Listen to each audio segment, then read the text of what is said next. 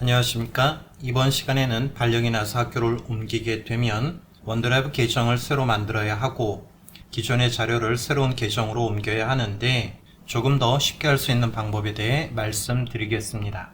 대부분의 선생님들이 노트북을 들고 다니면서 작업하기 때문에 원드라이브를 사용하지 않지만 원드라이브를 사용하고 있고 자료가 많다면 여간 불편한 일이 아닙니다. 일부 도교육청처럼 도교육청을 도메인으로 사용하면 그럴 필요가 없는데 경기도는 학교를 도메인으로 사용하기 때문에 학교를 옮길 때마다 여간 불편한 것이 아닙니다. 잔소리가 많았습니다. 직접 보면서 설명드리겠습니다. 보시고 있는 건 저의 정발중학교 원드라이브가 되겠습니다. 우선 해야 될 작업은 원드라이브에 있는 파일을 컴퓨터에 저장하는 것입니다. 대부분의 원드라이브는 서버에 저장이 되어 있고 클릭을 할 경우 컴퓨터로 다운로드 되면서 파일이 실행이 됩니다.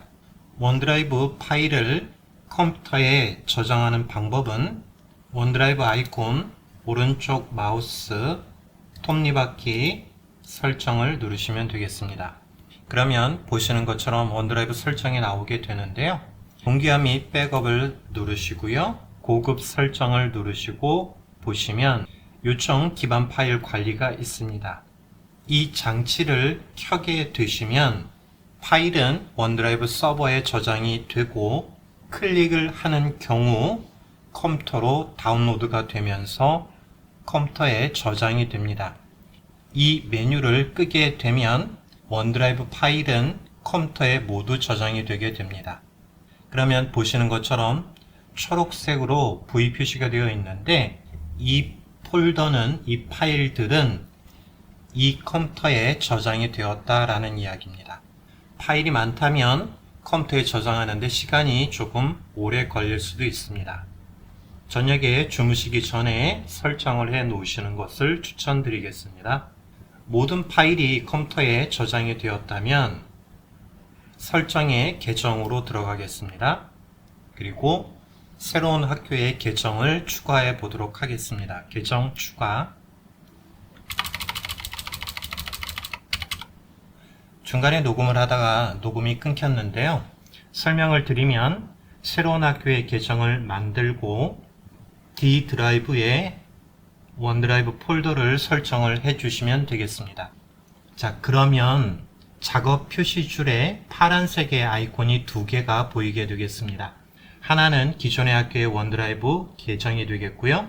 나머지 하나는 새로운 학교의 원드라이브 계정이 되겠습니다. 참고로 회색으로 되어 있는 건 개인의 원드라이브가 되겠습니다. 자, 그러면 기존의 학교의 원드라이브 설정으로 들어가셔서 연결을 해제를 하시게 되겠습니다.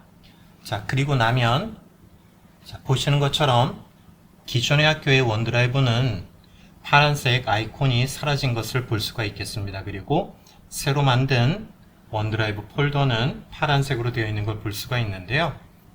탐색기를 두 개를 열고 한쪽에는 새로운 계정을 여시고요. 다른 한쪽에는 기존의 원드라이브를 여시고 난 후에 기존에 있는 자료를 새로운 원드라이브 폴더로 이동을 하시면 되겠습니다.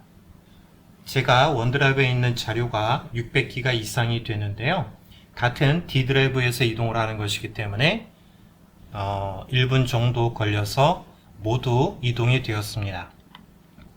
이 자료를 원드라이브에 업로드 하는데 시간은 조금 걸리겠지만 그거는 컴퓨터가 알아서 하도록 두면 될 것이고요.